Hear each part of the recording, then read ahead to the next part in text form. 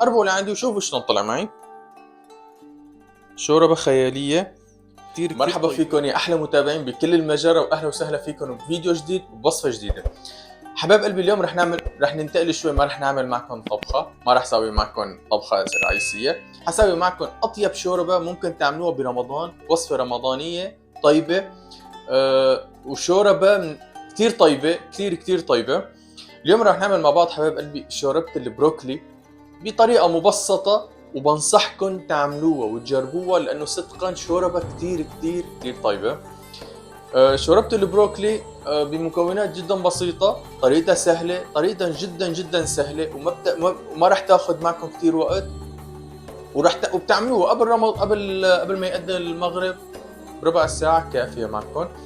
وما راح طول عليكم حبايب قلبي. اذا انت اول مرة بتتابعني نزل لتحت اشترك بالقناة، تابع الفيديوهات، اعمل اعجاب للوصفات، شارك الفيديوهات بين معارفكم وبين اصحابكم. وما راح طول عليكم، خلونا ننتقل على طريقة التحضير حبايب قلبي.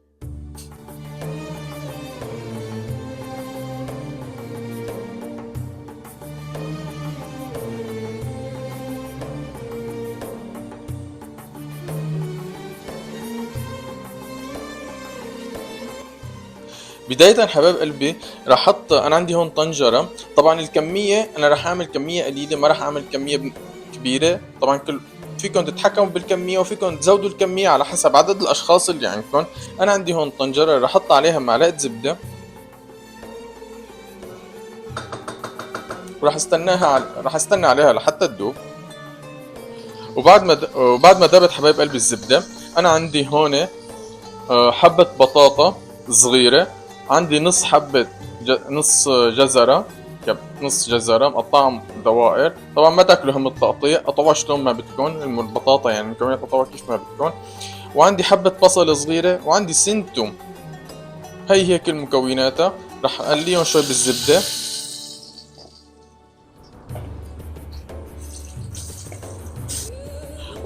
بعد ما قليتهم شوي حبايب قلبي، رح عندي هون انا البروكلي، رح احطهم فوقهم، وبدي اقليهم مع باقي المكونات.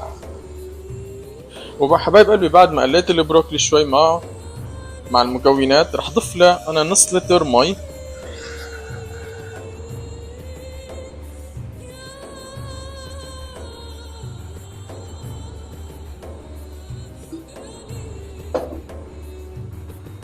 وراح اعمل لهم تحريكه صغيره. طبعا بهالاثناء حبايب قلبي انا رح اخليها لحتى تغلي لها كم غلوه، بس تغلي المكونات عشان يستوي البطاطا معي وتستوي المكونات. رح اخليها تغلي لها كم غلوه، رح اغطيها وبرجع لكم بالحبايب قلبي بعد ما تغلي شوي. وهلا حبايب قلبي بعد ما غلت كم غلوه عندي انا هون ماجي. فيكم تحطوا ماجي خضار، هو لازم ماجي خضار. فيكم تحطوا بودره وفيكم تحطوا سائل، انا رح احط سائل.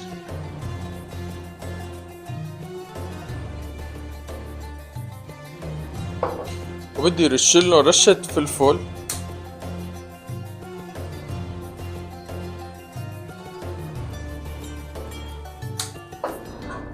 وبدي طبعا ما انسى املح. بعمل لهم تحريكه صغيره حبايب قلبي.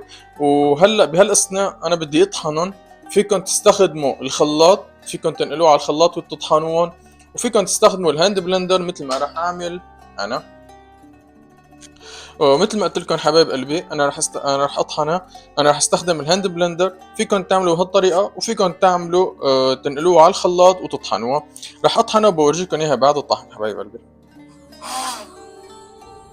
وهلا حبايب قلبي بعد ما خفقتها كتير منيح، راح استنى عليها شوي تاخذ لها غلوه، بس حتى تاخذ لها غلوه. راح اضيف لها الاضافه الاخيره، تابعوا معي الفيديو شوفوا شو راح اضيف لها كمان. واخر اضافه حبايب قلبي راح ضيفه اللي هي كريمه الطبخ. راح اضيف لها شويه من كريمه الطبخ، وبعمل لها تحريكه بسيطه. وهيك حبايب قلبي انا بتكون عندي الشوربه صارت خالصه، مثل ما شفتوا طريقتها جدا بسيطه. وبشوفكم مرحله التقديم. وهيك حبايب قلبي انا عندي صارت الشوربه جاهزه، قربوا لعندي وشوفوا شلون طلع معي. مثل ما انكم شايفين شوربه خياليه كتير كتير طيبة، صدقوني كتير طيبة.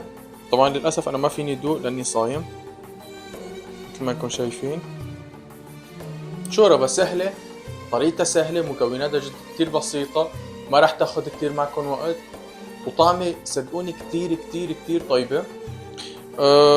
وما راح، وطريقتها مثل ما قلت لكم شغلتها سهلة وصحية، شوربة البروكلي كتير صحية، وهيك تغيير شكل عن باقي الشوربات.